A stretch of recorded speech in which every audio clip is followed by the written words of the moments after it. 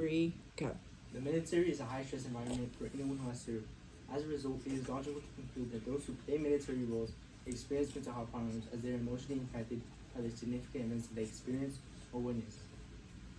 I will be connecting my studies to distinguish materials, moral courage, and intelligent disobedience as it reveals that military personnel have to directly follow orders or they will lose the job of protecting the United States of America.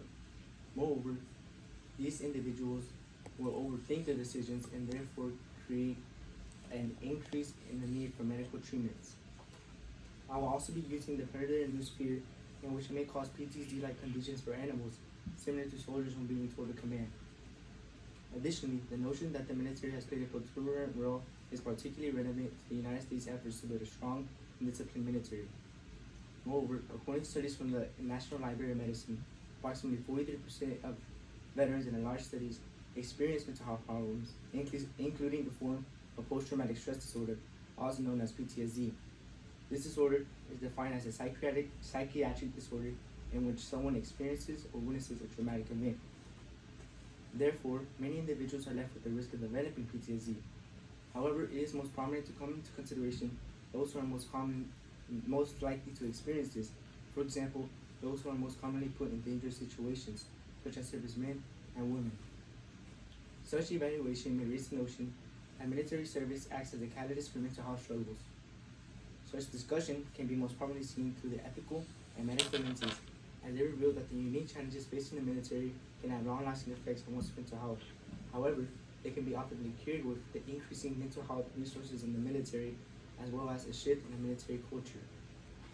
When analyzing this topic through the ethical lens, we must first understand the contributors that cause these mental health problems for these individuals. Possible factors include experiencing a traumatic event, such as a threat to one's life, the loss of an allied personnel, or seeing the wounded and the dying while in battle. This can additionally be concurred through the command and control system, as it reveals, according to John Howen, a coordinator analyzing military capabilities and programs, concludes that this is a system in which military personnel have to directly follow orders without any question, thus creating a sense of powerlessness in individuals, as well as the increased probability of depression, increasing personnel anxiety, and increasing the risk of experiencing PTSD. This greatly restricts the military members' autonomy, as they are left to a lack of control of their lives in the future, as they are traumatized by the system, similar to how birds are traumatized when looking around with predators. In order to fully understand the importance of military culture, it is vital to understand what the military culture is.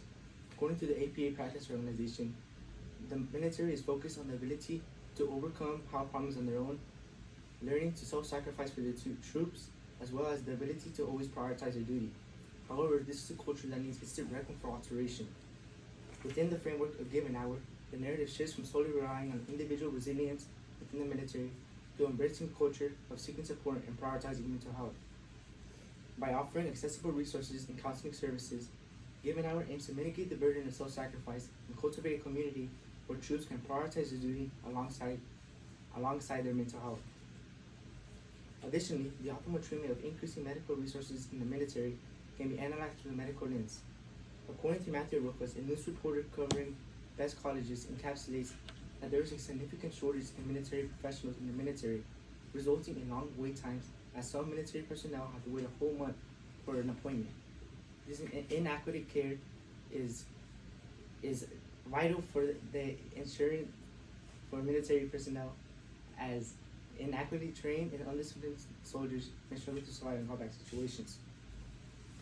However, there is a remedy for this, as Rose Thayer, a journalist covering military reports, states that the government can offer competitive pay and speed up the hiring process, resulting in a larger medical staff and enhancing the readiness of these personnel by providing timely care, reducing treatment delays, as well as bolstering the medical support system in both routine and emergency situations. However, limitations do exist in implementing such a process. Firstly, if the government were to undergo this transformation, it would require substantial revision of regulations to ensure the satisfaction of military personnel. This could potentially lead to a weakening of discipline within the military ranks, rendering personnel unfit to effectively defend the country. Although weaknesses could go unchecked, it will create a culture of insubordination among trained personnel. as Sergeant Ian Trowers in the U.S. military emphasizes that inaccurately trained and undisciplined military soldiers may struggle to survive in combat situations, therefore showing the need for a strict military system. In addition, according to the University of Michigan, they underscore the critical importance of maintaining a disciplined military to safeguard the interests of the United States of America and the citizens that rely on these servicemen. Secondly, if the government was to increase medical resources in the military, then it will require a substantial and exponential increase in the cost for the funding of this medical staff. As Bryce Mendez, an analyst covering defense, healthcare, and policy, highlights that the government spends roughly $842 billion to allocate the Department of Defense, including $58.7 billion to help support the military health system. This, therefore, showing the need for a shift in regulations and the need of slowing down or pausing military spending, as an increase in medical staff could result in a problem in the United States economy.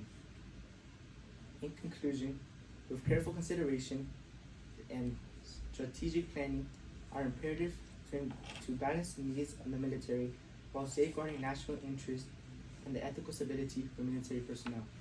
And these are my sources.